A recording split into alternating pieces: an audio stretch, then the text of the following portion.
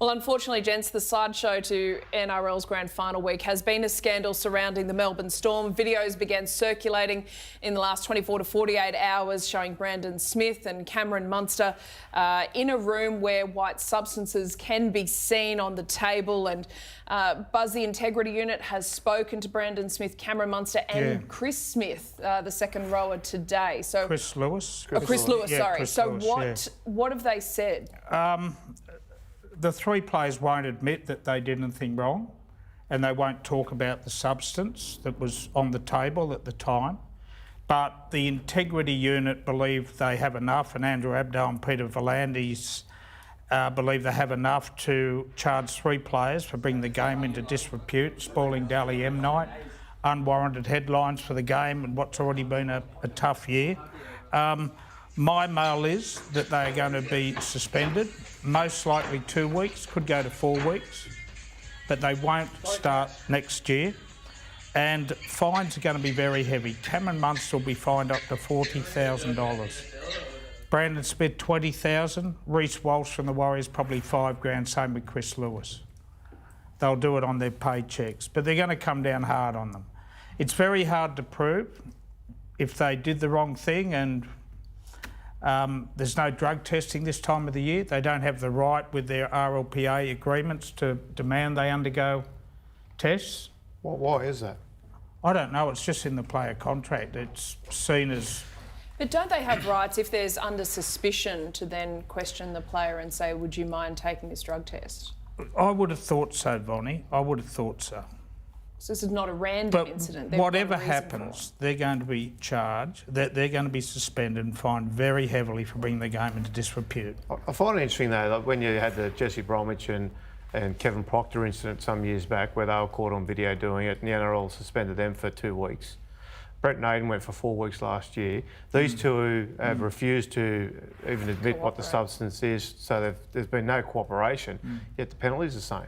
And go back further and you talk about, so regardless of they haven't taken any drugs test, but they've certainly brought the game into disrepute. Yeah. And if you go back and look at the punishment that was handed out to Mitchell Pearce years ago.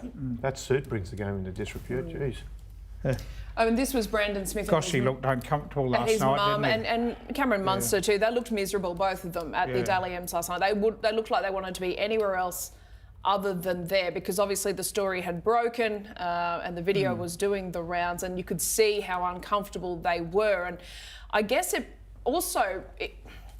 It probably unfairly put Craig Bellamy into a position where he had to front everyone's questions, and he was there representing the club. Obviously his players had let him down, but the questions were then to Craig Bellamy, who was nominated for Coach of the Year. Do you know about the video? Coach of the Year. Well, yeah, his press conference after it was inundated with questions about his two players. So where was the club in all this? Well, Justin Rodsky, I tried to ring before I came into this show last night. Tried to ring. I'm still waiting for him to return my call. He's the Chief Executive Officer of that club. At least Frank Panisi returned a phone call. I think it's really bad. You saw how the Warriors handled Reece Walsh.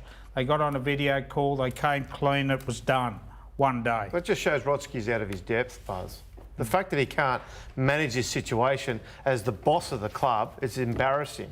So this is the sorry, Kenty. This is the statement from the Storm, and I say that, you know, like, it's basically, it doesn't say anything, saying that the club and the players are cooperating with the investigation, but they're not in a position to comment any further.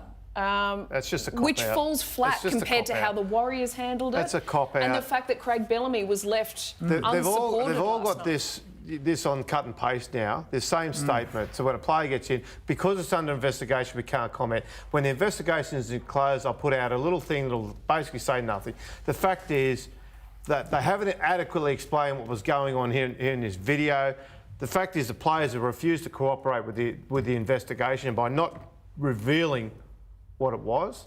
So there should be no sympathy there and from that point of view. Like, the Warriors are textbook how it should have been handled.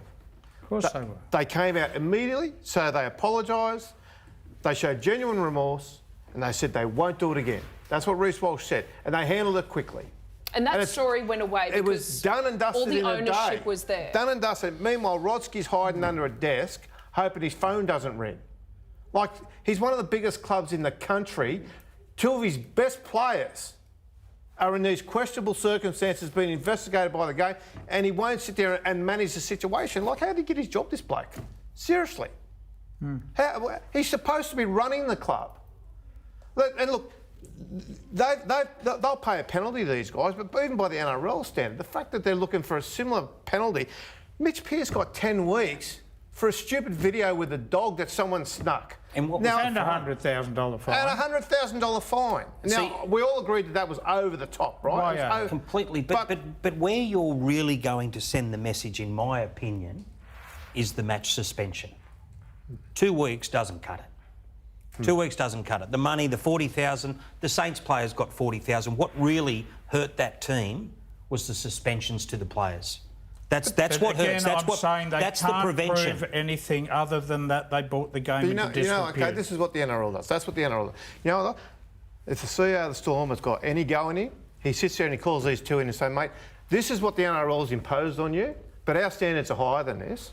Because this is how Melbourne always sell themselves, that they have standards above just the average NRL. Well, we hear about the culture. Well, we always hear about that. Yeah. So this is where this boss, if he's worth 2 cents, this is where he pays his way. The standards of the game have to be higher too, because while anything you see in our game, and there's hundreds of young men, and they're always going to make mistakes, but they are in a privileged position, and if they make the mistakes, they have to be punished for them because it sets a standard.